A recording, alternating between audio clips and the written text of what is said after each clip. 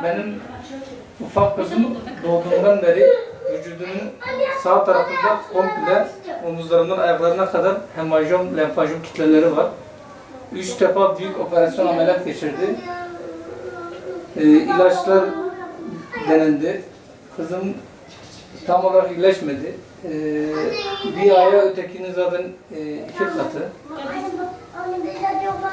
Ben de asgari ücret çalışıyorum. Maddi durumum müsait değil. Tedavisini karşılayacak gücüm yetmiyor. Hayırsever arkadaşlardan yardım etmek isteyen insanlardan yardım bekliyorum. Kirada oturuyorum.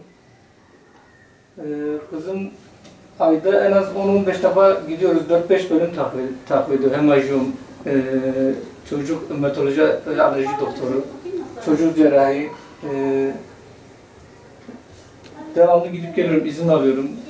Bazen işten çıkabiliyorum, izin alamıyorum.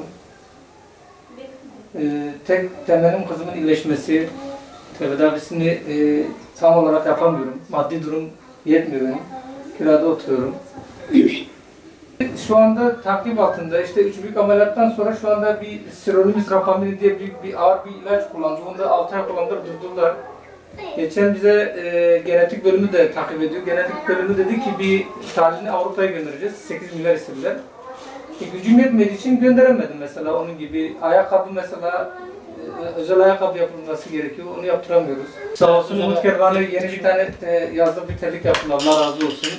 Şimdi getirdiler bize, kızım ayağına giydi. Allah razı olsun, teşekkür ediyorum. Yani işte böyle bazı teknikler istiyorlar. Mesela bu Avrupa'ya gönderecek kan tahlilleri.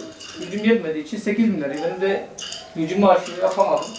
Buna benzer şeyler istiyorlar. Bazen gücüm yetmediği için karşılayamıyorum. Tek istediğiniz kızınızın iyileşmesi. Evet. Sağlığına kavuşması. Biz de hayırseverlerimizden rica ediyoruz. Buradan çağrıda bulunuyoruz. Bu abimizin çocuğuna el atalım. İnşallah bu hayra vesile olalım. Şu an sosyal medyadan özellikle bize ulaşan hayırseverlerimizin bağışlarıyla biz bir tane en azından ortopedik terlik getirdik, yazlık terlik getirdik.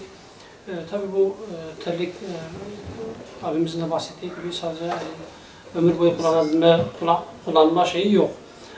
Bir süre sonra o terliğin işte daralması oluyor, küçülmesi oluyor.